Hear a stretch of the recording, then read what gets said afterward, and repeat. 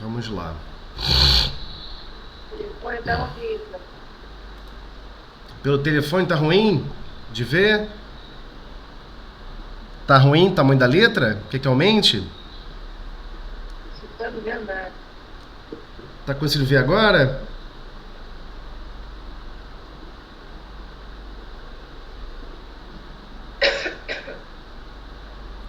Então podemos, né? Então vamos lá. Vamos lá. Livro Pão Nosso, capítulo 19. Falsas alegações. Tenho eu contigo, Jesus, Filho de Deus Altíssimo. Peço-te que não me atormente. Está em Lucas capítulo 8, versículo 21. Caso do espírito perturbado que sentiu a aproximação de Jesus, recebendo-lhe a presença com furiosas indagações, apresenta muitos aspectos. A circunstância de suplicar ao Divino Mestre que não o atormentasse, requer muita atenção por parte dos discípulos. Quem poderá supor o Cristo capaz de infligir tormentos a quem quer que seja? Caso trata-se de uma entidade ignorante e perversa, que nos íntimos desvarios muitos já padecia por si mesmo. A vizinhança do mestre, contudo, trazia-lhe claridade suficiente para contemplar o martírio da própria consciência, atolada num pântano de crimes e defecções tenebrosas. A luz castigava-lhe as trevas interiores e revela-lhe a nudez dolorosa e digna de comiseração. Verdade. O quadro é muito significativo para quantos fogem das verdades religiosas da vida, categorizando-lhe o conteúdo à conta do amargo elixir de angústias e sofrimento. Esses espíritos diferentes e gozadores costumam afirmar que os serviços da fé alagam o caminho de lágrimas e magoando o coração. Tais afirmativas, no entanto, denunciam-nos em maior ou menor escala. São companheiros de irmão infeliz que acusa Jesus como ministro de tormentos. Ficou tão pequenininha essa. Mas essa mensagem é profunda. Comenta, pessoal. Quiser falar alguma coisa, também fica à vontade.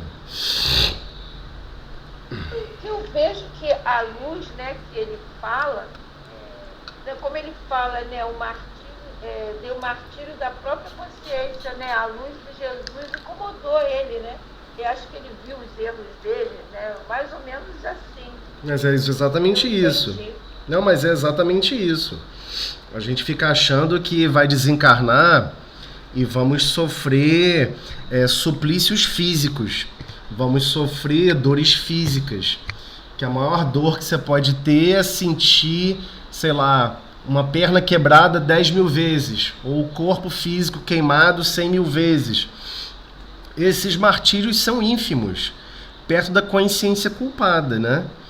E ele deixa, assim, Emmanuel, ele não encerra esse diálogo apenas com esses comentários que ele deixou aqui. Ele deixa bem claro aqui no começo, né, que essa passagem do Cristo com esse irmão desencarnado, perturbado, né, que estava ali no caso de possessão com aquele gadareno, encerrava uma série de informações importantes, né, e apresenta muitos aspectos dignos de estudo.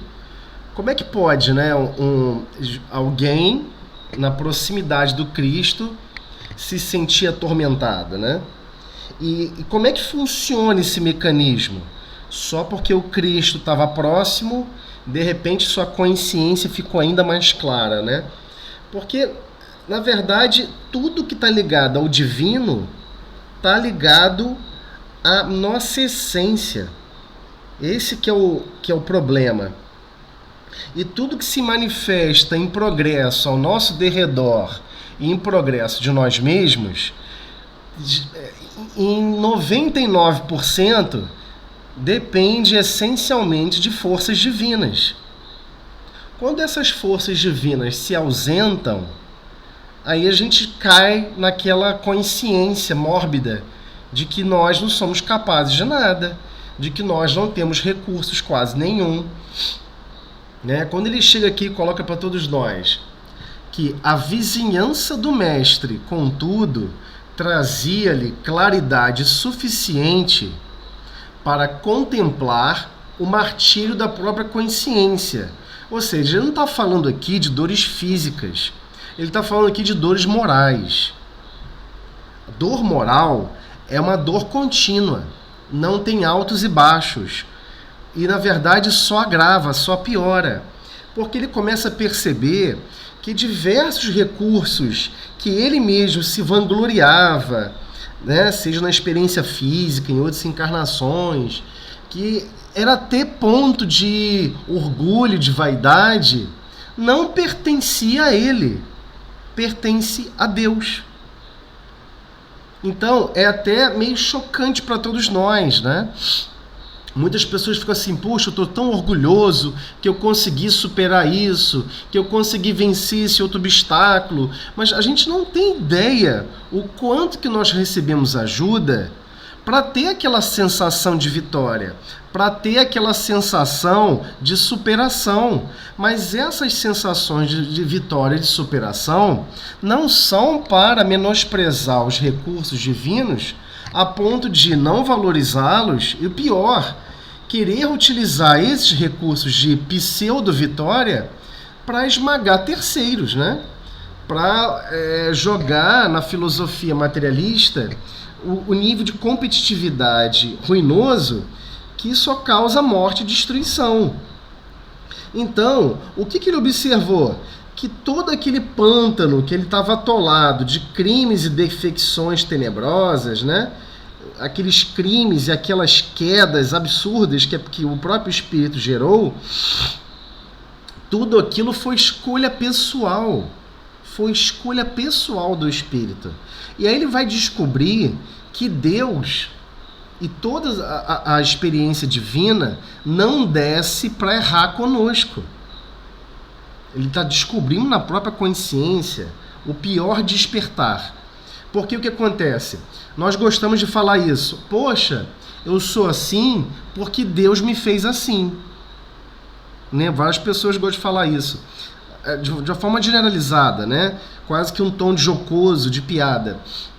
Nossa, eu sou assim nervoso. Nossa, eu sou assim autoritário. Nossa, eu sou assim insensado porque Deus me fez assim.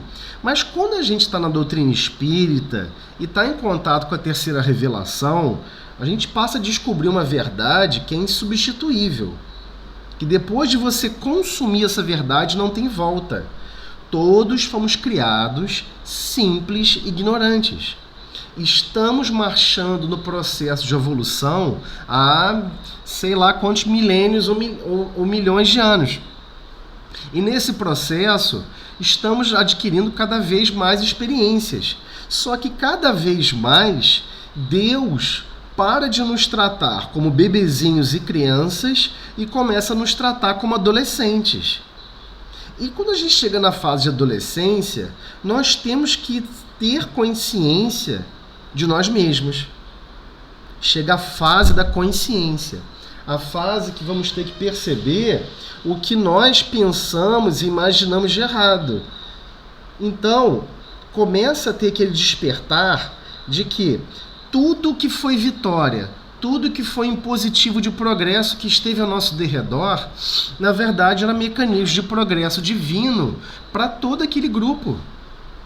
Nós simplesmente fazíamos parte. E simplesmente, dependendo da pessoa, né, qual posição que a pessoa estava animando na sociedade, às vezes era um líder, mas não foi dependente da liderança dele. Há também toda uma conjuntura divina de progresso para aquela civilização, né? E tudo isso só ocorre devido a esse amparo divino. Então, quando a pessoa começa a observar melhor a natureza à sua volta, ela começa a contemplar a realidade. E a realidade é bem clara. Nós não somos nada sem Deus. Então, aquele espírito, aquele irmão que está num processo de extrema vaidade, de extremo orgulho, se deparar com a verdade é um extremo sofrimento. É extremamente doloroso saber que se Deus se ausenta alguns segundos de fornecer recursos para todos nós, nada em nós funciona. Nada. Essencialmente nada. Nós não temos acesso a recursos mais avançados para tornar nada da vida, nem sequer essa vida mais grosseira, biológica, funcional. A ciência ainda engatinha muito com relação ao conhecimento do que é realmente a vida biológica. Não se sabe, até hoje, o que declara alguém está encarnado ou desencarnado no corpo físico, num hospital, é um critério judicial. Alguém colocou numa lei, numa constituição, o que é morte biológica, o que não é morte. Até isso é passível de discussões. Por isso tem que se colocar explicitamente numa Constituição. Então, a ciência ainda conhece muito pouco sobre a vida, mas a doutrina espírita vem explicar para todos nós e revelar que todos, sem exceção, necessitam de um fluido vital. Sem esse fluido vital, nós não podemos animar um corpo físico. Ué, mas da onde vem o fluido vital? Nós geramos o fluido vital? Não, nós não geramos o fluido vital. Ora, então, vamos ficar imaginando que estamos sendo patrocinados pelo Pai, né, por Deus, para fazer todo tipo de impropério, todo tipo de destruição, todo tipo de maldade, perversidade, e vamos achar que Deus não vai criar mecanismo para nos educar? É lógico que ele vai criar. E o primeiro mecanismo chama-se consciência. A consciência educa. Porque o que acontece? Todas essas potencialidades se afastam. Todas as potencialidades de recursos de transpiração e respiração salutar, que mantém o mecanismo da vida, se afastam um pouquinho, e mesmo fora do corpo físico, nós percebemos o que ele acaba de comentar aqui em azul, ó. A luz castigava-lhe as trevas interiores. Por quê? Só fica trevas interiores. Então, é isso. Não é que aquele espírito está abandonado. Não existe nenhuma alma abandonada na estrutura existencial de nenhuma galáxia. Não existe isso. Todos são filhos de Deus. Todos são igualmente amados. E não adianta você tentar irritar o papai, porque o papai não vai se irritar. Ele quer educar e ele quer promover o progresso de todos. Mas, por vezes, o que Deus faz? Dá um choque de consciência, dá um choque de realidade. Ah, você quer continuar agindo assim? Então eu vou o seguinte, todos os recursos que eu estava te fornecendo e que eu estava te animando, eu vou afastar um pouquinho para você ter uma noção da verdade, ter a noção da realidade. Aí a pessoa toma aquele choque. Qual? Começa a observar trevas interiores.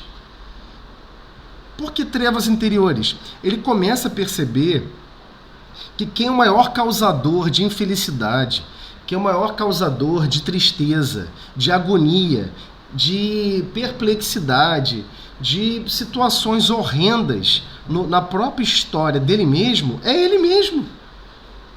É ele mesmo. Ele não tem como culpar ninguém. E aí, por isso que ele comenta, revelava-lhe, por isso que essa luz do Cristo revelava-lhe a nudez dolorosa e digna de piedade. Por quê? Porque é isso que acontece. A gente malbarata os recursos divinos O que a divindade faz? Tudo bem, meu filho, você quer bater pezinho, quer dar um de teimoso? Eu vou deixar você algum tempinho sem esses recursos para você observar a verdade. E qual é a verdade? Nós não desenvolvemos luz interior. É essa que é a verdade.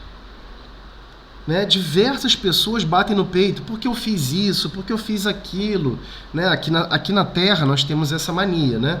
Alguém desenvolve uma equação de Bernoulli, alguém desenvolve um novo teorema, teoria de Einstein, da relatividade, teoria de não sei o que, bota o nome, né? O nome da pessoa. Né? Mas é uma grande tolice, porque tudo isso são recursos do planeta observando a natureza íntima da revelação divina nas leis naturais. Então são leis naturais que o ser humano está passando a ter consciência.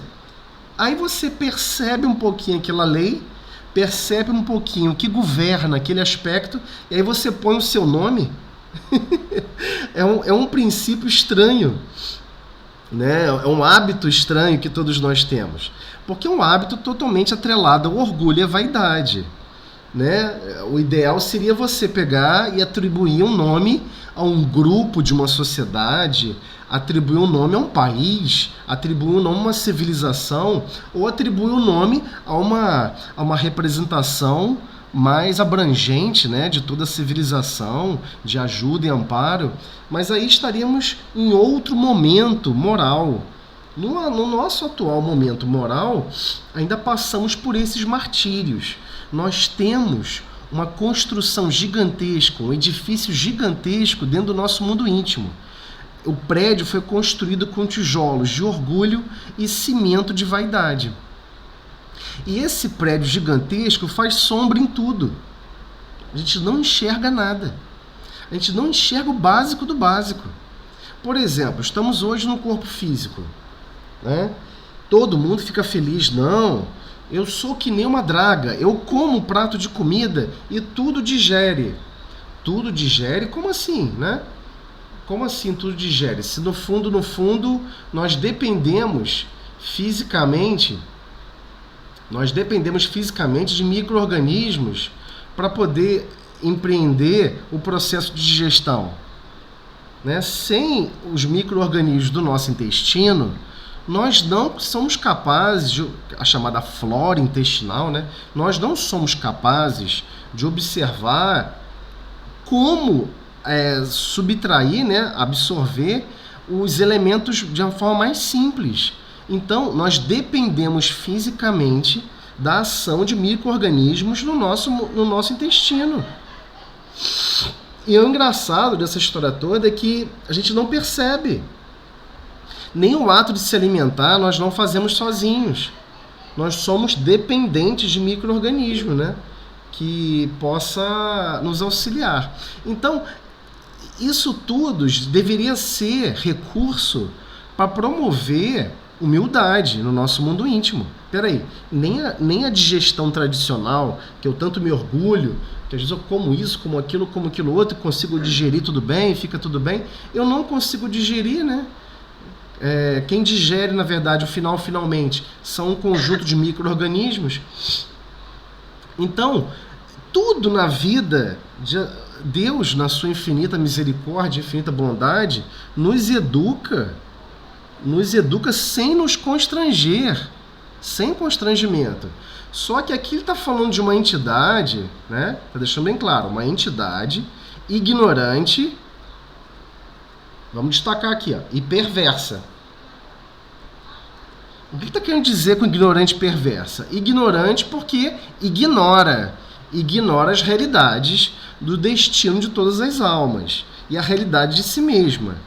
Mas o lado perverso, esse lado aqui que ele está chamando de perverso, perversidade é aquela pessoa que se apraz em praticar o mal. Né? Ela tem o prazer de praticar o mal. Então, essas pessoas precisam ter a seguinte consciência. Você tem prazer em praticar o mal? Ok, não tem problema não. Eu vou fazer o seguinte, todos os recursos que você tinha para praticar qualquer coisa que antes você tinha opção de fazer o bem ou o mal, agora vão se afastar. E você fica consigo mesmo. Mas isso é um chamamento para maturidade, né? Então ele continua. O quadro é muito significativo para quantos fogem das verdades religiosas da vida. Aí aqui eu acho muito legal, porque essa frase é muito pesada. O quadro é muito... Porque agora ele não está mais falando daquele espírito desencarnado, fora do corpo físico, se sentindo perturbado. Ele não está falando desse... Agora ele está falando de todos nós. Ele não está falando, mas eu não sou ignorante e eu não sou perverso, né? Eu não estou desencarnado, eu não sou ignorante, eu não sou perverso. Então a página não está falando sobre mim. Então, mas aí agora Emmanuel vai e abre. O quadro é muito significativo para quantos fogem das verdades religiosas da vida, categorizando-lhe o conteúdo a conta de amargo elixir de angústia e sofrimento. Então, diversas pessoas, e é comum observar isso, principalmente aquelas pessoas que iniciam a doutrina espírita, a pessoa começa falando assim, puxa vida, rapaz, espírita adora o sofrimento, espírita adora carregar uma cruz, espírita adora uma dor, adora uma situação de angústia, de sofrimento. Ele tá se referindo exatamente a essas pessoas que falam exatamente essa frase. Exatamente essa frase. Parece até que Emmanuel fica escutando o que as pessoas iriam falar no futuro. Mas não é. É porque ele sabia exatamente quais são os sentimentos que mobilizam, né, essas percepções. Quando nós estamos em fuga das verdades religiosas da vida, qual é essa fuga? Nós gostamos de viver a vida de forma mecanizada, bem automatizada. Eu acordo, eu vou lá, escovo os dentes, não sei o que, tomo café da manhã, não sei o que, ou tomar banho, não sei o que, daqui a pouco vou ao trabalho, faço isso, faço aquilo, almoço, não sei o que. A vida é totalmente mecânica. Ela acha que não tem que se preocupar com o que pensa, com o que sente. Ela não acha que tem que servir a um propósito maior. Ela não acha que está aqui a conta e patrocínio de alguém, que alguém está patrocinando a existência dela. Então, essa mentalidade dessa vida mais mecanicista é aquela que não vivencia as verdades religiosas. Nós não estamos aqui à toa. Nós não estamos aqui simplesmente por esporte e lazer. Pode ter esporte e lazer? Deve ter esporte e lazer. Mas não fique achando que esse é o principal objetivo da existência. Porque não é. O objetivo de desenvolver sabedoria e amor é extremamente complexo. E precisamos do desenvolver em sabedoria e em amor. Então, por que geralmente, todas as vezes que estamos conversando sobre espiritismo, sobre até mesmo cristianismo, né? Vamos abrir mais o leque, não vamos restringir a nenhuma religião em específico. Vai falar especificamente de cristianismo, todos comentam, essa questão de buscar religiosidade, a pessoa tem que ficar bebendo elixir de angústia e sofrimento. A pessoa tem que ficar servindo ao outro, a pessoa tem que ficar se sacrificando. Então, a pessoa está num momento histórico em que ela ama ela mesma do jeito que ela está. Ela não quer melhorar 1 milímetro em nada. Por isso que se transforma em angústia e sofrimento. Porque no fundo, nós estamos apaixonados por nós mesmos. No fundo, não tem 1 milímetro que a gente queira mudar de nós mesmos. E isso é muito grave. Por isso que promove a sensação de angústia e sofrimento. Se você pedir para alguém assim, fulano, vem cá, aí a pessoa vem. Vai ali, por favor, lava aquela pilha de pratos. Aí a pessoa, eu vou lavar a pilha de pratos? Mas se for Jesus do seu lado perguntando, filho meu, venha cá, lave aquela pilha de pratos. Aí você fala, Senhor, é para já. Sim, mestre. Entende? Então, depende de quem pergunta, depende de quem solicita a ação. Então, a essência da sua capacidade de servir está atrelada a quem solicita a tarefa? Se há alguém que você acredita que pode te inspecionar, te avaliar e te julgar e te conceder recursos, você serve mais do que aquele que não pode fornecer nada disso? Então você está executando a tarefa de servir por interesse. Então esse é o grande problema. Então por isso que essa página é tão complexa de entender, quando ele para de falar daquele espírito, né, e começa a falar de nós mesmos. Porque todos nós somos iguaizinhos àquele espírito, tirando só a perversidade que vamos colocar que não seja comum mais a ninguém. Ninguém gosta mais de ser perverso. Vamos colocar dessa maneira. No fundo, nós estamos com o nível moral muito similar ainda, muito baixo. Então ele comenta aqui mais um pouquinho. Esses espíritos indiferentes e gozadores costumam afirmar que os serviços da fé alagam o caminho de lágrimas, enevoando, magoando o coração. Porque a pessoa, não a entidade, o encarnado, o desencarnado, a consciência que for, ela acredita que tem que ser servida. Ela não veio para servir ninguém. Ela acredita que não tem que trabalhar em prol de ninguém, que todos têm que trabalhar em prol dela. Ela não vê em nenhum momento o sol falando o seguinte: eu não vou iluminar mais agora esse país, não, sabe por quê? Cansei daquela imagem ali meio grotesca, eu não vou mais iluminar ele, não. Ou então o sol chega e fala assim: olha, essa semana eu vou tirar uma semana de descanso e não vou aquecer o planeta Terra hoje, não. Então, diversos recursos da natureza, que a maioria acredita que funciona automaticamente, que é um pensamento infantil, mas a mentalidade nossa hoje é essa, a gente gosta de coisas mais infantis, né?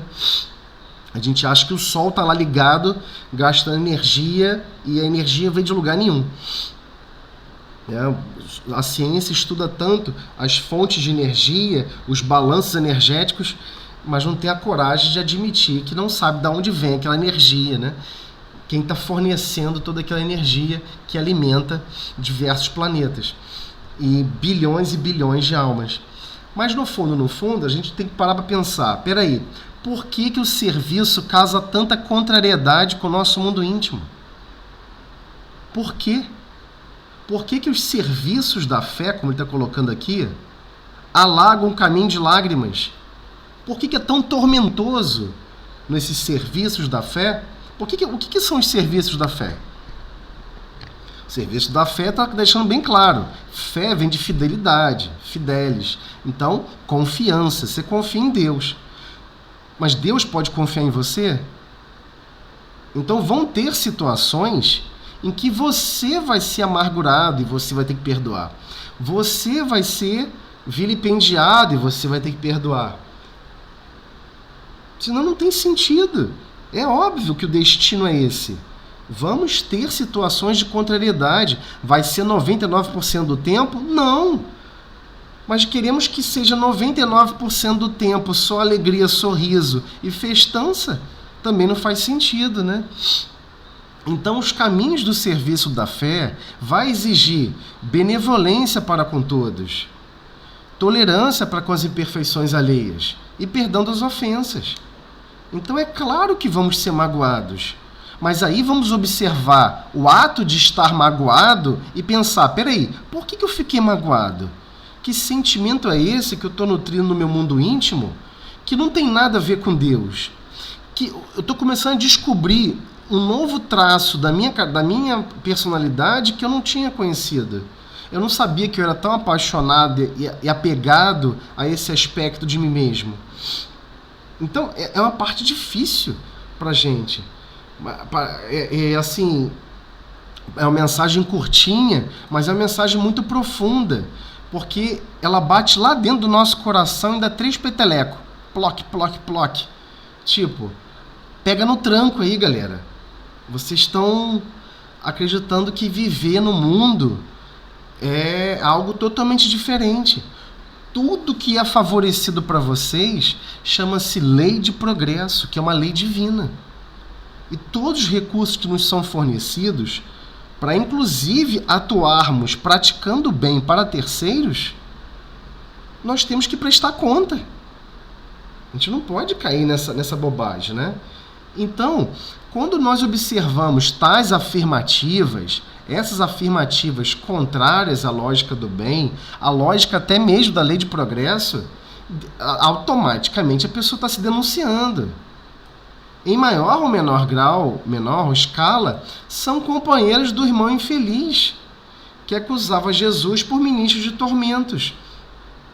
Ou seja, todo aquele que está vivenciando na Terra simplesmente quer viver só alegria, só bonança, qualquer mácula em relação ao conceito daquela pessoa de felicidade, a pessoa acredita que tudo é ruína. A pessoa não vive a verdadeira verdade religiosa. Porque todo mundo acredita, não, religiosidade, eu ir numa igreja, eu ir num convento, eu ir numa casa espírita. Não é. Religiosidade você vive minuto a minuto, todos os dias. Quantas horas possui uma semana? 24 vezes 7, 168 horas.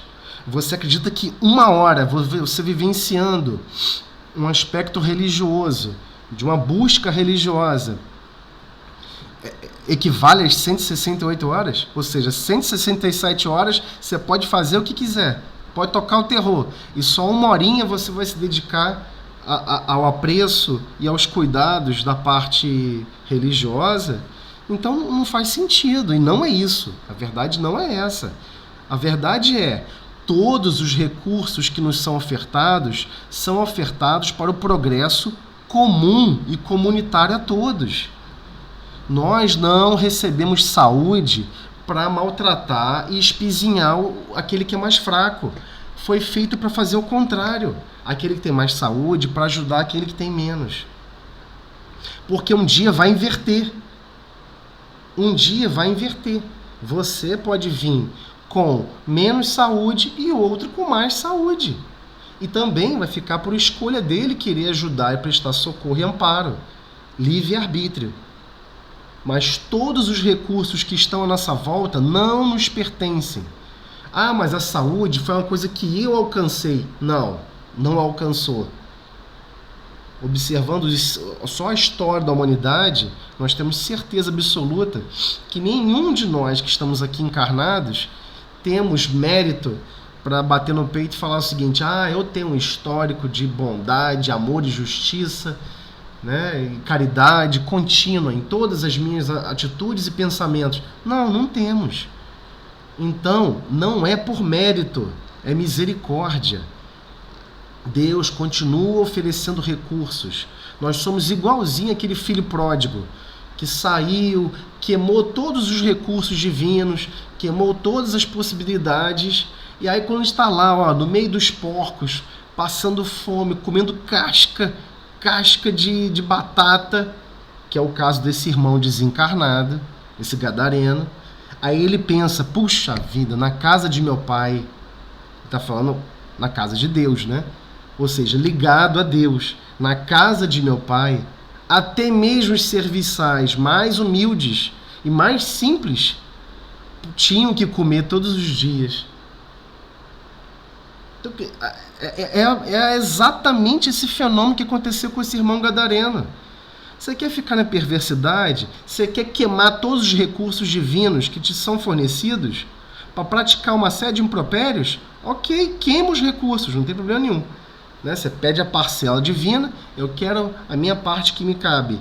Queima todos os recursos. Aí você está achando que Deus vai te fornecer mais? Não vai. Ele vai dar um tempo. O tempo de despertar da consciência. Nós só valorizamos a luz quando estamos na escuridão. O nosso desenvolvimento ele é dual. Nós temos uma dualidade forte em todos os assuntos. Ódio, amor. O dia que todo ódio sumir do nosso mundo íntimo, só vai restar amor. E isso é assim para todas as características de dualidade que ainda dominam a nossa alma. Nós temos que desconstruir o lado dual, essa de duas vertentes na mesma categoria, para ficar uno. Quem é o uno máximo? É Deus. Deus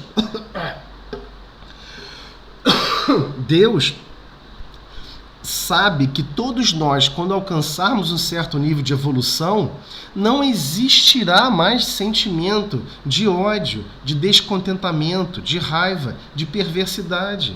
Não vai ter como coexistir mais no nosso mundo íntimo. Porque vamos estar observando o quão doloroso e quão complexo foi essa jornada. E mais do que isso, vamos estar desconstruindo esses valores. Porque hoje na sociedade são valores. São valores.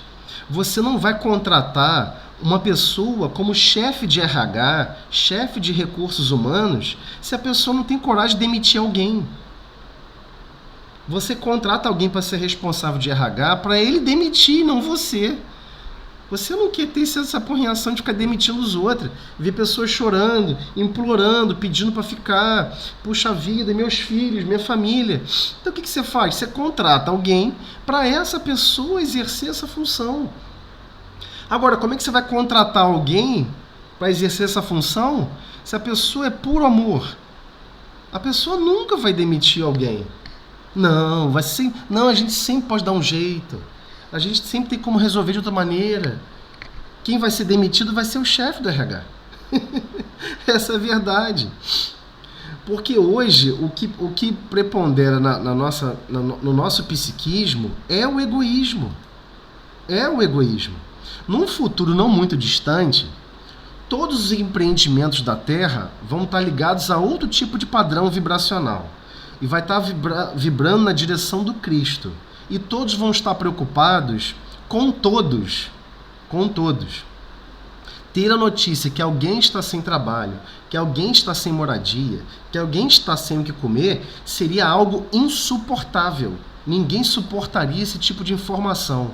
E todos se mobilizariam para, se não pudesse resolver, no mínimo juntar recursos para que a solução se desenvolvesse o mais rápido possível e transformasse aquele momento histórico.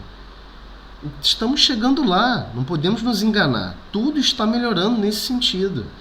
Podemos ver diversos exemplos atualmente com as mídias sociais, de grupos que um manifesta necessidades específicas e todos se mobilizam com vaquinha, com isso, com aquilo, para tentar parar. Agora imagina quando isso for algo de domínio, a essência dos sentimentos em todos os corações da civilização. Aí estaremos num planeta não mais de provas e expiações. Estaremos num mundo regenerado. Aí serão outros tipos de lições que vamos vivenciar. Mas essa aqui é muito forte para todos nós. Porque é óbvio que quando estamos conscientes dos verdadeiros valores que temos que desenvolver, então se você acordar amanhã, pensar assim, amanhã eu quero desenvolver o perdão. Amanhã, eu estudei sobre caridade, eu descobri que o perdão tem a ver com caridade. E Jesus falou, fora da caridade sem salvação. Então eu quero desenvolver o perdão. Eu vou sair na rua amanhã e todo mundo que fizer alguma coisa comigo eu vou perdoar. Bota isso na sua cabeça e vai dormindo assim. Sabe o que vai acontecer no dia seguinte? Vai aparecer 30, 50 pessoas te maltratando do nada. Do nada. Porque não fique imaginando que Deus não esteja ligado à sua consciência. Ele está ligado à sua consciência. Ele sabe o que você está disposto a se desenvolver e o que você não está disposto a se desenvolver. Ele observa quando a gente está naquela marasmo. Deixa a vida me levar, eu vou seguindo com a maré. Então, quando nós estamos conscientes dessas verdades religiosas, aí nós começamos a perceber que surge as condições de angústia e de sofrimento. Mas não é uma verdade isso. O ato de se transformar, o ato de se modificar, o ato de perder essa paixonice, esse amor cego por nós mesmos, é isso que causa angústia e sofrimento. Então, todas as vezes que surgirem situações de trabalho, de transformação, que podemos ajudar terceiros, seja em qualquer situação, o ato simples de lavar um prato, o ato simples de limpar um chão, requer que a gente faça com mais amor, com mais carinho, em relação aos patrimônios minerais, igualmente com relação aos patrimônios vegetais. E é claro que a importância é ainda maior o patrimônio hominal, que é o mundo íntimo do próximo. O mundo íntimo do próximo possui muito mais valor do que todos os outros reinos. Não podemos temos que botar a escala correta em seus devidos lugares. Se temos que ter o máximo de carinho e cuidado com todos os outros reinos, ainda mais com o reino nominal. Então, essas falsas alegações, por que ele quis botar esse nome, falsas alegações? Porque é normal observarmos pessoas que iniciam um processo de adaptação, de busca religiosa, se sentir sofrendo mais, se sentir sofrendo com mais angústia. Eu lembro da época da mocidade que as pessoas ficavam falando assim, puxa vida, jovem geralmente é mais aberto, né? Fala abertamente o que pensa. Puxa vida, então quer dizer que até o meu pensamento pode provocar o mal nos outros? Então eu não posso ficar pensando mal de alguém não e desejando mal do outro, não. É porque o jovem fala, né? O jovem fala abertamente. E é engraçado porque a pessoa estava o jovem, ele acabou comentando uma sensação que ele tinha de contrariedade. Então ele teria que parar de fazer isso, né? Então o ato de parar de fazer isso causa uma sensação de limitação, até mesmo de sofrimento, né?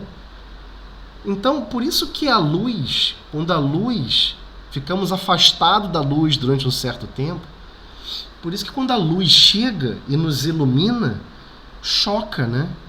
Realmente choca muito.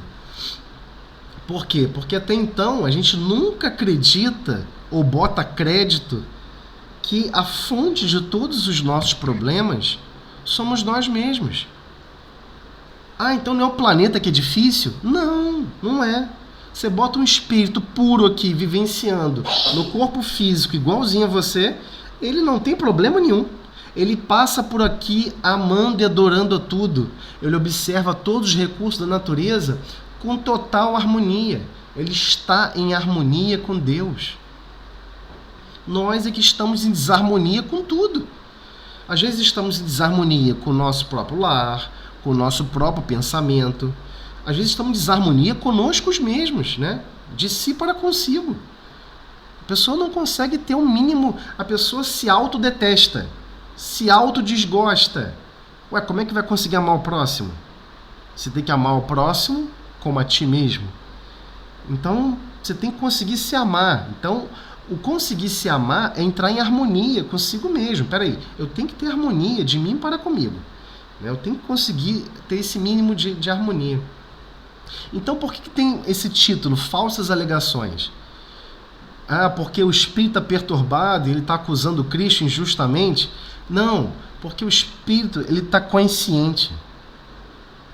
Ele está consciente de que, na verdade, todos os impropérios e todos os problemas que ele está vivendo naquele momento é a origem dele mesmo. E não adianta querer dizer que a culpa é do Cristo ou que a culpa é porque Deus se afastou, porque não é verdade. Então nós temos que ter essa consciência. Deus nos fornece todos os recursos para o nosso progresso. E nós estamos sempre malbaratando, né? Sempre entrando em contenda, em discussão com o Pai. Não, mas eu não concordo com isso, mas não tem que ser assim, tem que ser assado. Não, Deus, você esqueceu de mim, eu queria que fosse assim, queria que fosse assado. Dá uma chance, né? Vamos, né? Qual é a vantagem de ser servo? O servo não tem que ter consciência para ser colaborador. Ele tem que colaborar mesmo sem consciência de como se processa a evolução. Então nós estamos nesse nível moral. Nós não temos condições de entender como ocorrerá o processo evolutivo em sua maior escala. Mas nós temos como servir em todos os momentos, minuto a minuto, da melhor maneira possível. Mas aí, desculpa aí, gente, falei demais. Vamos para a prece inicial, então. Eu vou fazer a prece inicial e depois eu abro outra sala, tá bom? Vamos lá. Senhor Jesus, Mestre de infinito amor e misericórdia, agradecemos, Senhor, a Tua ajuda, o Teu amparo, as Tuas vibrações de amor e carinho contínuo por todos nós.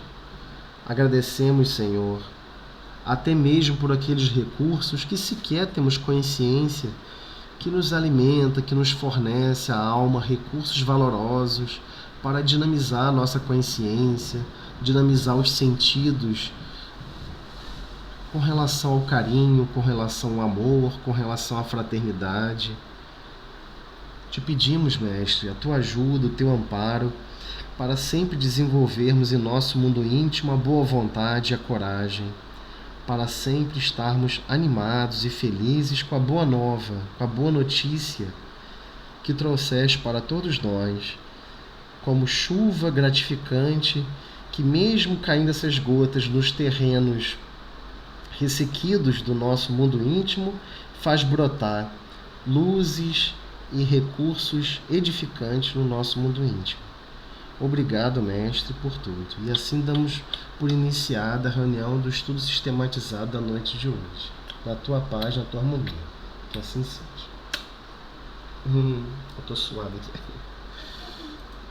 Pessoal, eu vou fazer isso então, tá? Eu vou abrir uma outra aqui. Tá ok? Então vamos lá.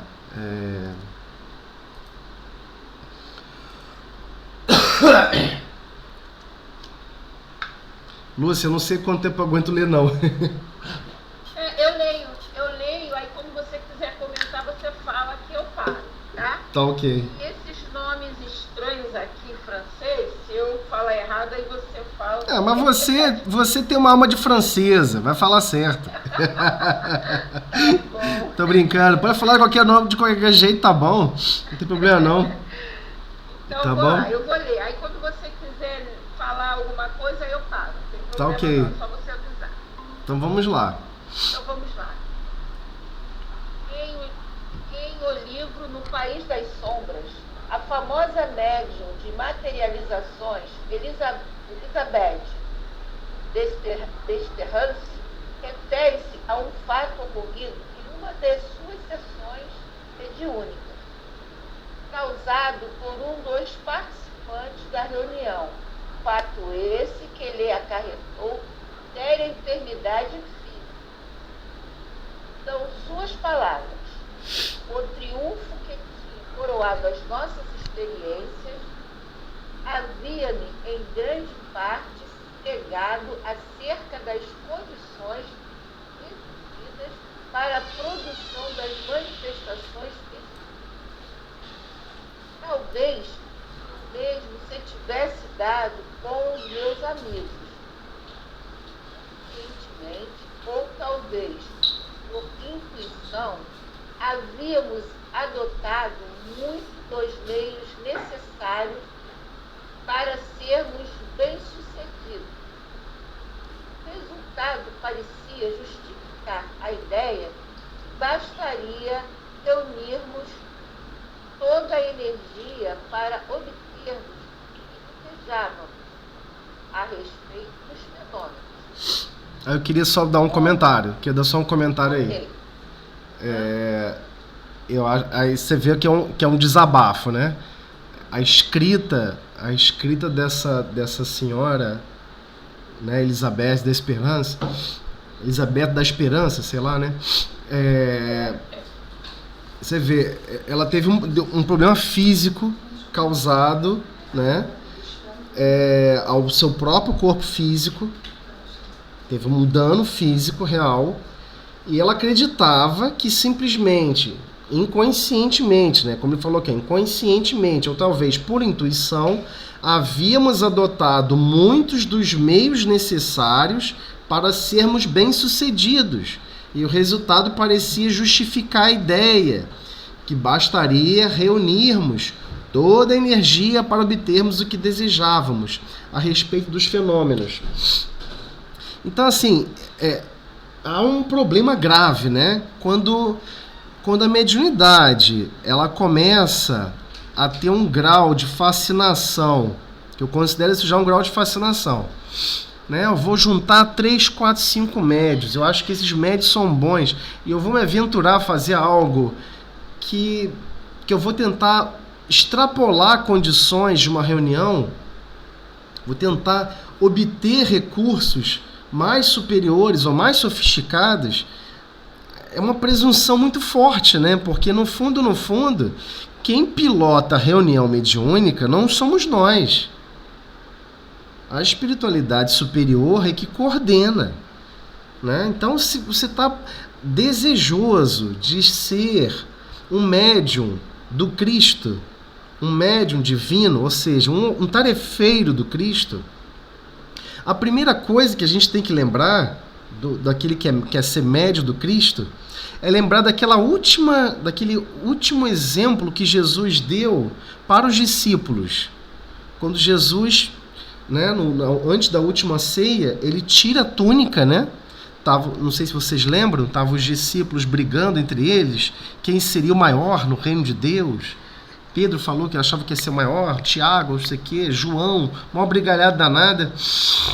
Jesus nem entrou na discussão, nem falou nada, porque o ato que ele ia executar ia ser o suficiente. Ele pega, tira a túnica, né? Então ele fica com aquela nágua, né? Igual uma roupa por baixo, né?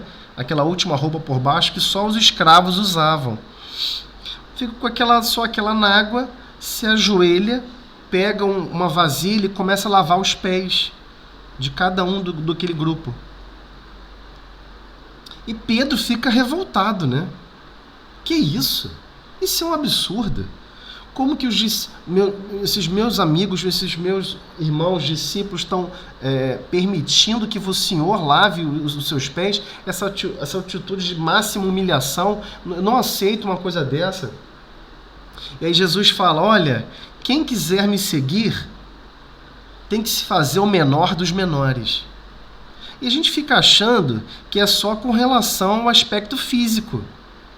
A pessoa vai ficar feliz e contente mesmo que executar um trabalho na sociedade mais humilde. Não é não. É todo e qualquer trabalho. A pessoa está com um sentimento e um pensamento mais simples, no sentido de servir com mais humildade possível.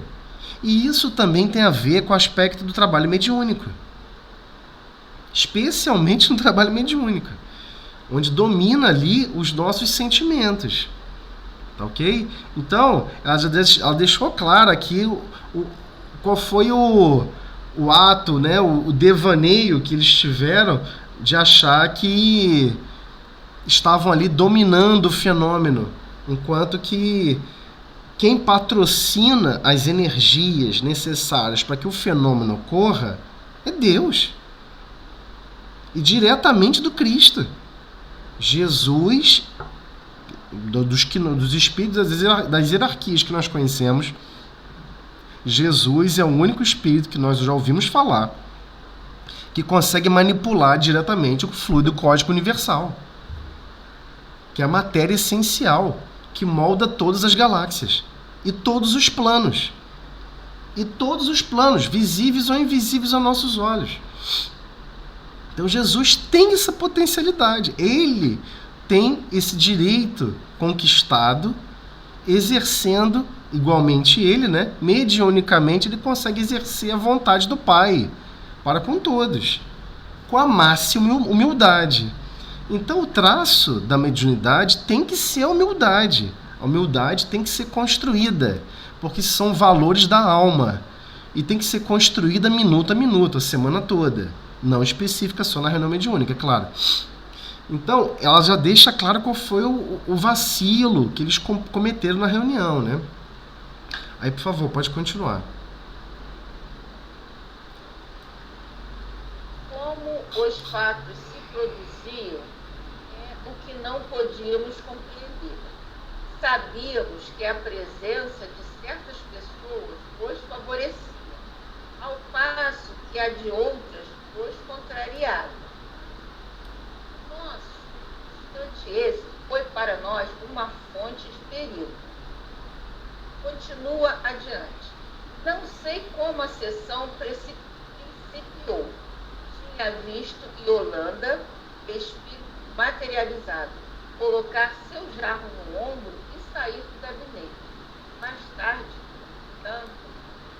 soube o que se passou. O que experimentei foi uma sensação angustiosa e horrível, como se me dessem sufocar ou esmagar, como se eu fosse uma boneca de borracha, violentamente apertada nos braços de uma pessoa. Depois senti invadida pelo terror, constrangida pela agonia da dor.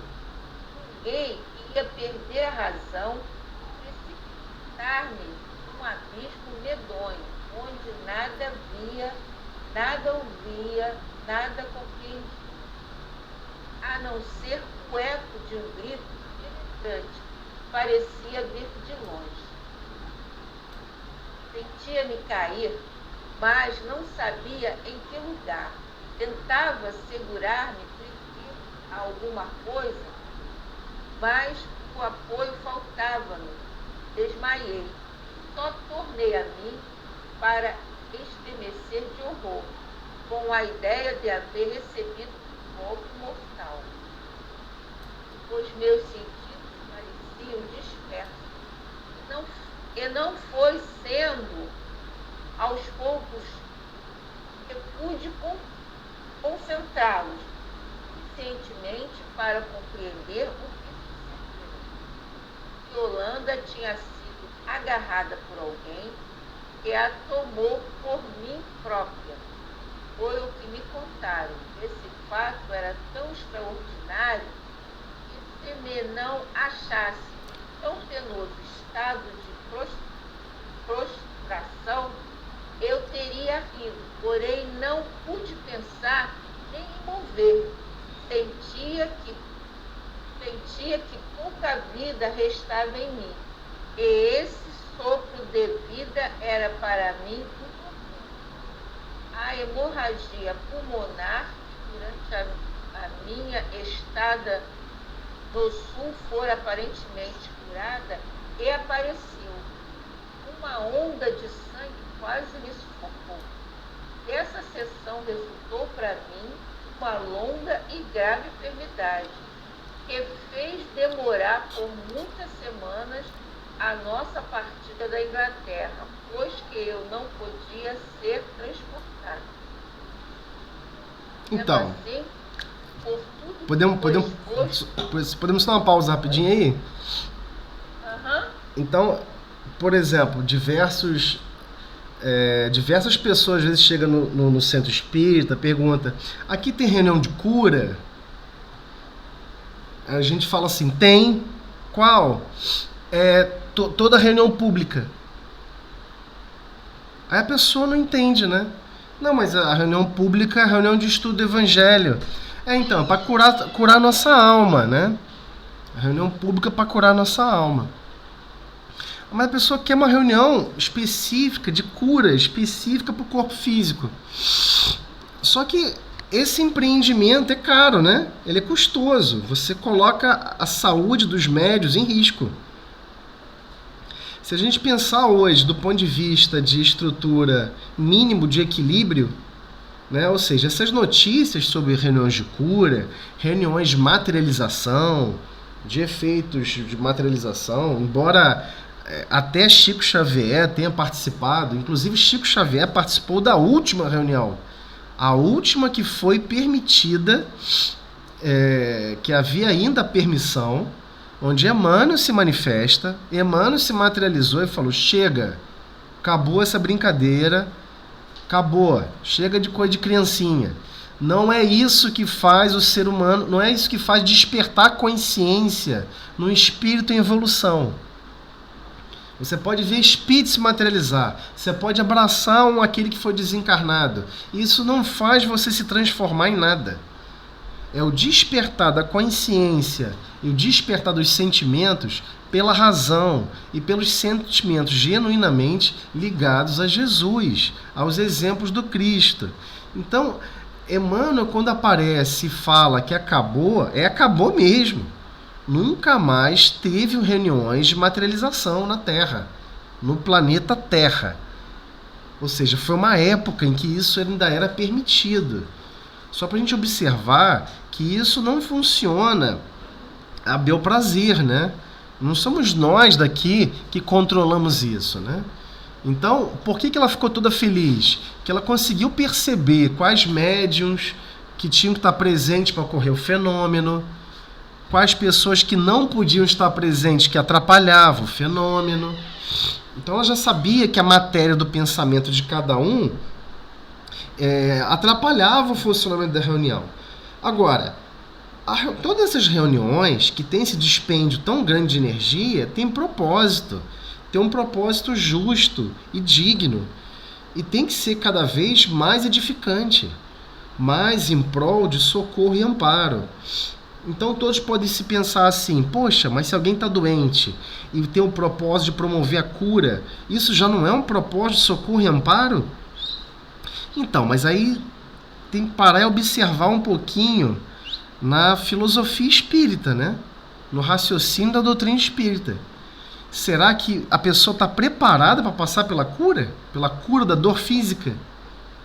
Você acha que é isso mesmo que a pessoa está preparada? Você acha que é isso que vai transformar a pessoa? Vai transformar a consciência daquele espírito para o progresso? Em relação ao amor e à sabedoria? Por vezes a pessoa está quitando uma dívida, um problema gravíssimo. E aí você, né, no seu entusiasmo de querer ajudar, não, eu quero extirpar aquela dor daquela pessoa. Eu quero acabar com aquela dor daquela pessoa. Então, você basicamente se tornou o braço de progresso de Deus, independente da vontade de Deus. Então a gente tem que tomar muito cuidado com isso. Não é assim que funciona. Não é assim que funciona. Pode ocorrer a cura? Pode. Pode ser que o mesmo problema retorne? Pode. Então Deus fica questionando quem pode ou não pode receber a cura? Não, não é isso. Deus tem certeza. Se a pessoa receber a cura, ela vai agravar ainda mais a situação dela ou não. Então esse é o problema. Então o que é melhor? Você obter uma cura que você só vai ficar, isento de um problema por 30 anos, ou permanecer com um problema por 30 anos e resolver um mal que você provocou por 1.200 anos. O que é melhor, né? Resolver um problema de 1.200 anos ou ficar se arrastando um pouquinho por 30? O de 1.200 anos. A matemática do progresso é essa. Agora, o problema é quando a gente está com a dor, quando a gente está com o sofrimento, que a gente não quer realmente passar por nada. Né? Aquele mesmo problema da situação do gadareno, falsas alegações, né? Poxa, eu não estou numa situação mais feliz, porque Deus não está me oferecendo uma situação mais feliz.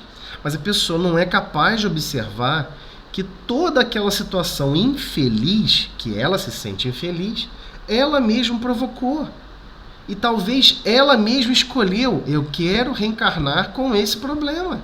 Eu quero reencarnar com essa proposta para me libertar dessa angústia, para me libertar desse problema. E a gente não pode tirar essa liberdade que o espírito está desempenhando em exercer. É esse grau de libertação maior. Então a reunião de cura, por vezes, ela não vai alterar um problema físico imediato. Às vezes ela vai atuar numa condição psíquica mais grave, que não se manifesta ainda. que não aparece ainda. Então, por exemplo, tem pessoas que vão para a reunião pública, tomam o passe, aí fala, poxa, me senti muito bem no passe. Mas a pessoa quer observar contrastes. A pessoa quer ver alguém entrar sem perna e sair com perna. Quer ver alguém entrar cego e sair enxergando. Mas a pessoa não consegue perceber que a maioria entra ali com a mente totalmente perturbada pelos próprios pensamentos adoecidos, pelos próprios manifestações maléficas das criações mentais perturbadas e sai dali mais equilibrada, mais harmonizada de si para consigo. Às vezes até isso nós perdemos, esse mínimo equilíbrio de nós para conosco mesmos. Perdemos às vezes a essência desse equilíbrio básico. Então, muitos ficam acreditando que o processo de passe na casa espírita, ou o processo de, poxa, bota aqui o nome da pessoa aqui em oração, né? A pessoa está acamada, está achando que daqui a 2 semanas a pessoa sai da cama. Cria um processo fictício, uma coisa meio alucinada. Às vezes a cura é o processo doloroso. Mas o que você acha melhor? Que a pessoa passe pelo processo doloroso, mas ela passe com mais harmonia, com mais alegria, com mais entusiasmo, com muito mais esperança, porque isso irá promover esperança, irá promover coragem naquela alma em desafiar a si mesma, irá promover boa vontade em exercer, desde que seja pequenas palavras balbuciadas até grandes pensamentos mais ligados à fraternidade e ao progresso de todos. Então, nós não temos ainda a total grandeza de observar como funcionam os processos mais abrangentes de reestruturação das nossas dívidas, dos nossos erros. Porque o problema dos nossos erros é a origem de que gerou o primeiro erro. É a geratriz de erros. É isso que Deus quer educar. É isso que Deus quer transformar. Ele não está preocupado com o último erro que você cometeu. Ele está preocupado que a origem natural dos 20 últimos erros, dos 50 últimos erros, são os mesmos. É a mesma origem. E essa origem, cada vez mais a gente se distancia de observar esse erro, observar esses descuidos, prestar mais atenção e se empenhar mais. Então, por vezes, eu estou só comentando isso por quê? Porque diversas pessoas perguntam, por que na casa espírita fulano de tal? Por que tem casa espírita que tem reunião de cura? Por que tem outra casa espírita que...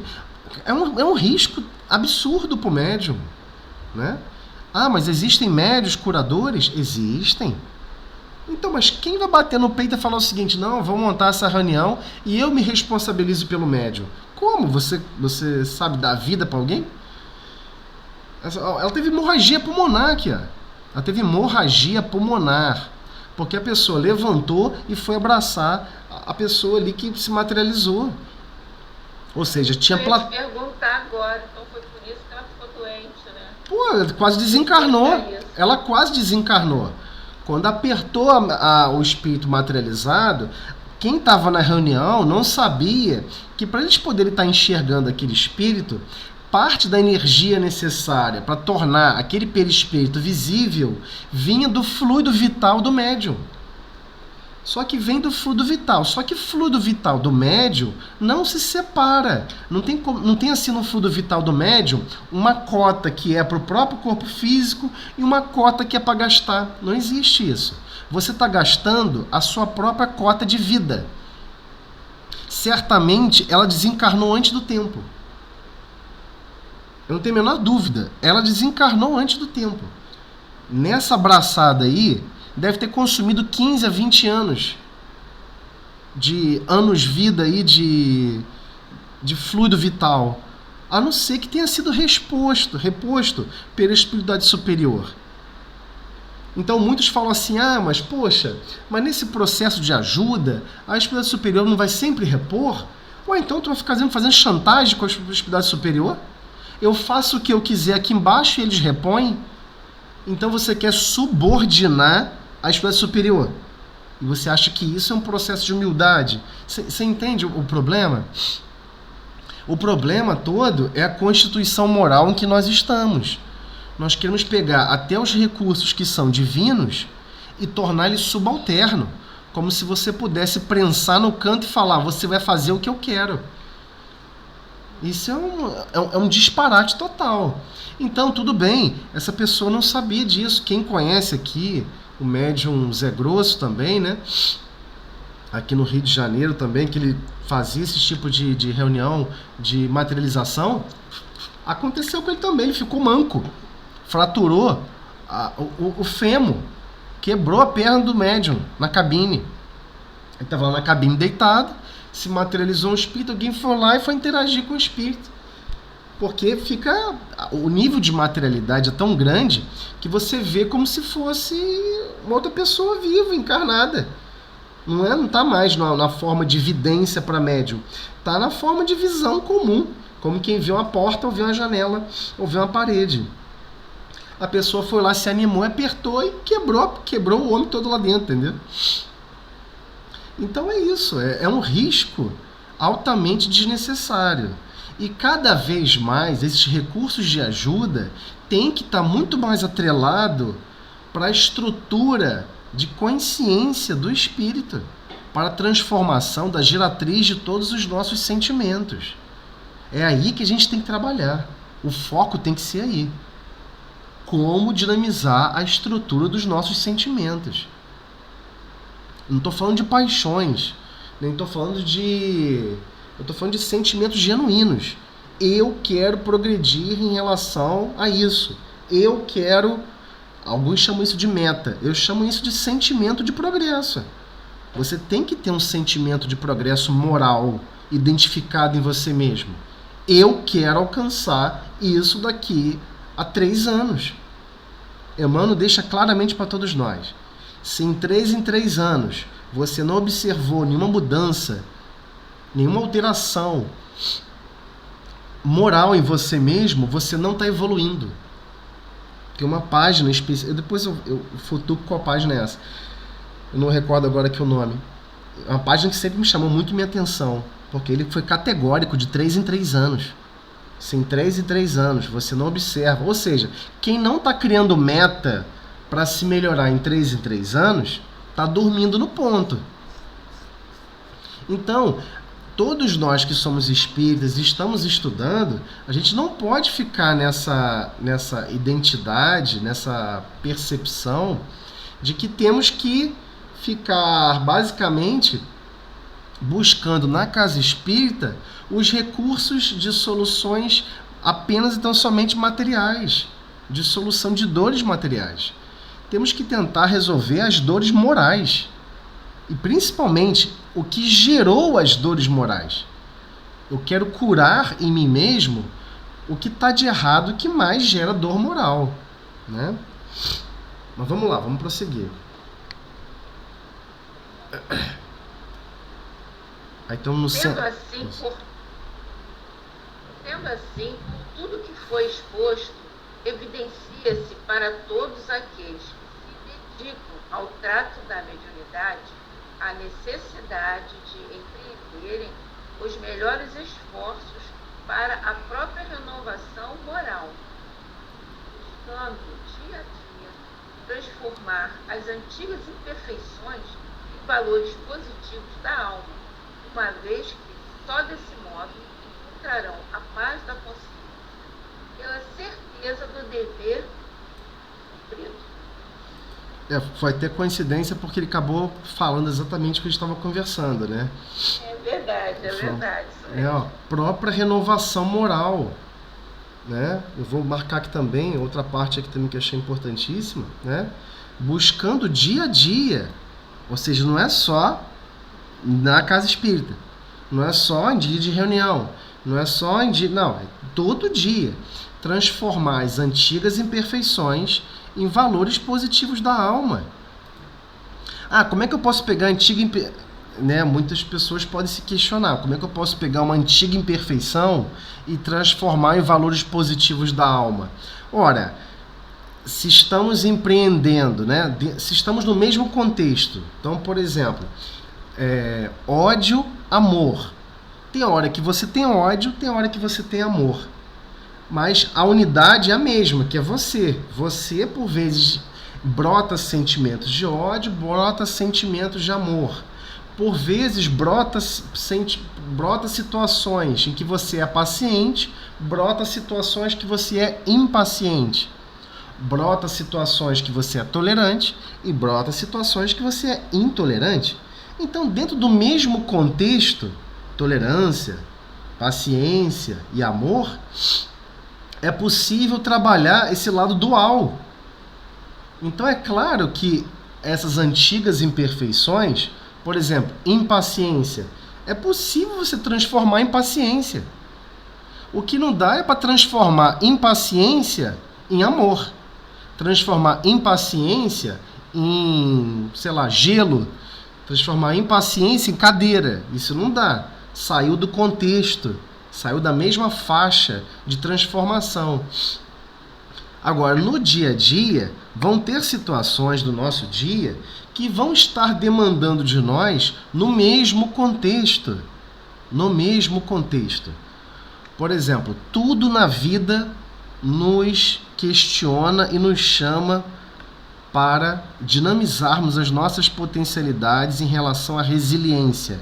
Ou seja, a nossa resistência moral em diversas situações. Todos os dias temos que acordar. Todos os dias temos que empreendermos manutenções para o corpo físico. Empreender manutenção para os cuidados do lar. Físicos. Estou falando agora só de atitudes físicas. Totalmente braçal. Mas que sentimento você está exercendo quando você está cuidando, por exemplo, da higiene do lar? Você está cuidando da higiene do lar com revolta? Com raiva? Puxa vida, lá vou eu limpar esse chão de novo. Não aguento mais limpar esse chão. Porque alguma coisa Deus está nos educando com relação a essas tarefas. Senão elas não estariam em nossa posse, né? Para executarmos. A questão é, como estamos lidando com isso? E o trato com relação à convivência? Né? De repente a pessoa tem um hábito de, sei lá, assoviar. E você odeia pessoas que assoviam. Mas é aquela pessoa que você gosta muito, que você convive, você não tem coragem de falar nada, a pessoa assovia o dia inteiro. E aquilo te causa um transtorno. Aquilo te causa quase que rouba a sua paz. Se é que você um dia teve uma. Mas, né, você se sente infeliz porque tem alguém assoviando do seu lado. O problema é o assovio ou o problema é você que não tem condições de suportar alguma coisa que te causa contrariedade.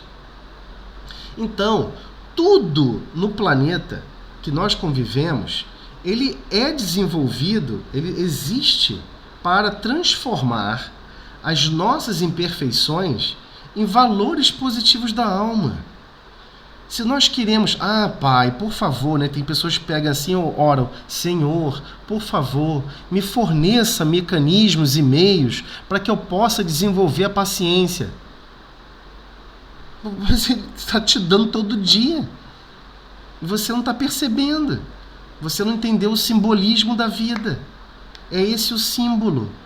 Você não está conseguindo ter paciência no assovio. Imagina se eu mandar uma coisa mais difícil. Porque Deus nos conhece em detalhes. Em detalhes. Então, tem pessoas que vivem, por exemplo, numa casa altamente silenciosa. Aí um dia vai conviver ou vai viver durante alguns minutos em algum lugar que não é silencioso. E a pessoa fica pensando, caraca, como é que essas pessoas conseguem dormir num lugar que não é silencioso? Então, mas você só pode ter paz se for um lugar silencioso? Você só vai ter tranquilidade se for um lugar sem TP, né? Condições normais de temperatura, pressão? Então, a paz não é sua, né? A paz é a condição natural, perfeita que é exibida, né?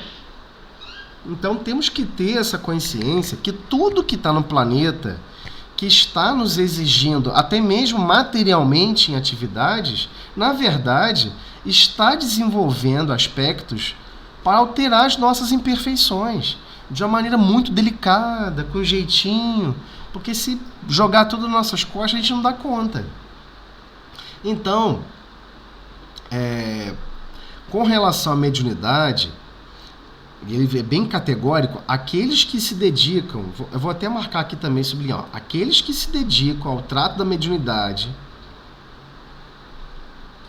vamos lá, vamos reler só esse trechinho aqui, desculpa eu estar sendo chato, mas é muito importante isso. Aqueles que se dedicam ao trato da mediunidade, né, sendo assim, por tudo que foi exposto acima, evidencia-se, ou seja, fica claro para todos aqueles que se dedicam ao trato da mediunidade a necessidade de empreenderem os melhores esforços para a própria renovação moral, buscando dia a dia transformar as antigas imperfeições em valores positivos da alma.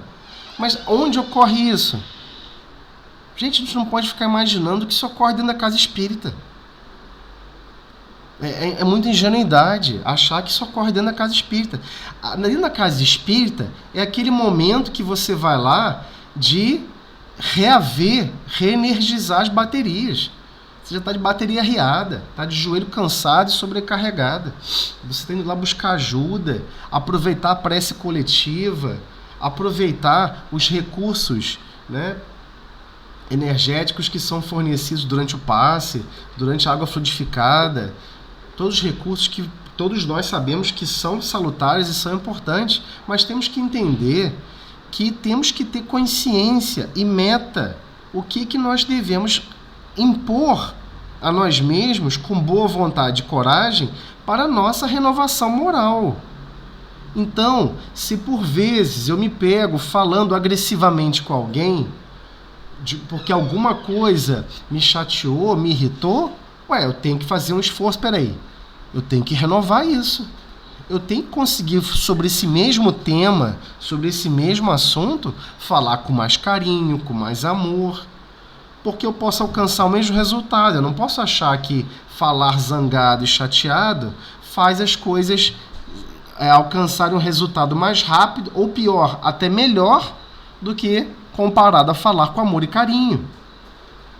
É lógico que dinamizar nossa alma com relação ao amor e carinho é uma renovação moral em relação a todo e qualquer assunto que são dilemas para todos nós.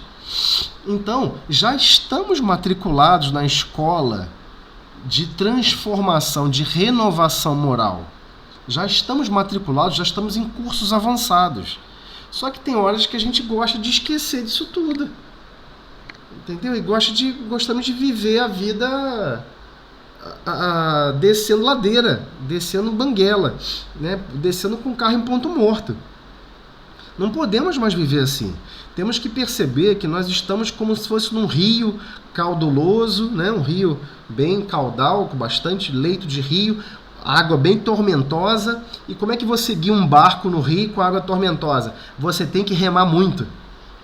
Você tem que remar mais forte do que o rio. Só assim você consegue guiar melhor o seu destino, melhor o seu barco. Então, é óbvio que Deus está guiando os nossos destinos para a nossa renovação moral. Mas, igualmente, é imperioso, é importante, é muito importante que todos nós passamos a nos reconhecer, né? Conhece-te a ti mesmo. Poxa, tal coisa me ofendeu. Pô, fulano me pediu para fazer tal coisa e eu não quis. Nossa, fulano me pediu tal coisa, não é que eu me senti ofendido, me senti humilhado. Por que você se sentiu ofendido, humilhado? Nós temos que anotar isso. De preferência até escreva. Tive uma percepção de humilhação e de frustração relacionado à posse, relacionado a isso. Usa critérios genéricos, não precisa anotar exemplos físicos do que realmente aconteceu. Não precisa ser querido diário. Hoje eu passei por isso. Hoje eu vi o sol nascer. Não é esse tipo de diário. É o diário dos sentimentos. O que eu, na noite anterior, eu me pré-estabeleci executar melhor no dia próximo e que eu não estou executando? Que aspectos eu estou disponível a ser mais paciente hoje e eu não estava disponível amanhã, eu não estou disponível amanhã? Então a gente tem que começar nesse despertar, né? Nesse despertar de consciência. Que ele comenta aqui depois no finalzinho, uma vez que só desse modo encontrarão a paz da consciência pela certeza do dever cumprido. Então, por que ele está falando do dever cumprido? Eu sei que agora as palavras vão ser duras, não que antes tenham sido frágeis, mas eu gosto de falar essa frase e eu gosto de ser categórico com relação a isso quando estamos estudando sobre mediunidade. Mediunidade, todo mundo que reencarnou com mediunidade ostensiva assinou um contrato dizendo o seguinte: Senhor, eu sei que eu cometi um monte de impropérios, eu sei que cometi um monte de bobagem, e eu sei que o amor cobre a multidão dos pecados. Então, Senhor Jesus, eu queria trabalhar contigo no amor para com todos, para cobrir a multidão dos pecados. Aí a pessoa te mostra esse contrato, né? Antes de você reencarnar. Você aceita reencarnar com bastante mediunidade para servir a Deus, para servir a Jesus, exercendo a mediunidade com Jesus, amparando a todas as almas enlouquecidas, os suicidas, os sofredores de todas as sortes. Você aceita, aí você vai lá e assina. Pô, claro, Jesus, estamos dentro. Estou dentro. Onde eu assino? Você não quer nem ler o contrato, né? Você vai lá, assina, rubrica, tem que rubricar a página, tu rubrica a página, diz que eu entendeu tudo. Mas quando a gente reencarna, aí a gente esquece, né? E aí depois a gente vai ficar se questionando por que a gente não está encontrando paz de consciência. Porque, de novo, ele está falando a mesma coisa da página inicial. Parece até que a gente quis coincidir isso, mas não foi coincidência de nossa parte, não. A página inicial é o Evangelho Todo Dia. A gente não freou nem acelerou aqui essa parte, mas olha só, encontrarão a paz da consciência pela certeza do dever cumprido. Que dever? Que dever? Se tem um dever a ser cumprido, é porque você se atrelou, né? Você se autoconectou a um dever. Você se autoproclamou ou se auto-intitulou a alguma tarefa junto com Cristo. Não, Senhor, fica tranquilo, eu vou auxiliar você em relação a todos os filhos do Calvário. Né? Pode deixar que eu vou dar essa força. E assim eu também vou estar dinamizando as minhas capacidades de amar, de perdoar, de tolerar. Eu vou estar servindo. Mas Senhor, eu vou ter que, ser médium 1, 2 horas, às vezes na semana. É muito para mim, poxa. Quando a gente chega aqui, fica reclamando de tudo. Então a gente depois não pode questionar, né? Os mecanismos para nos reabilitar, que promove a paz de consciência. Aquele gadareno reencarna. E a maioria das vezes reencarna como médium. Ele sabe que às vezes fez um monte de impropérios, um monte de bobagem. Aí pede, poxa, eu quero vir como médium ostensivo. Eu quero vir como médium, né, para auxiliar o máximo de consciência. Eu vou ofertar a participação da minha consciência, emprestando o meu corpo físico, no mínimo as sensações do meu corpo físico, para ter comunicações mente a mente, para socorrer todas essas almas que estiverem dispostas para serem socorridas. Então, se você for catalogar o que um médium consegue auxiliar em uma década, em termos de quantidade de entidades, é impressionante. Em cada consciência que ele consegue auxiliar, é impressionante. Né? Tá coparticipando ali com a ajuda e socorro do Cristo, não tem como substituir esse recurso, né? de de cumprimento da lei de amor, cumprimento da lei de justiça e, acima de tudo, cumprimento da lei de caridade, né? Justiça, amor e caridade. Então, nós fechamos aqui esse item, certo? O próximo agora vai ser...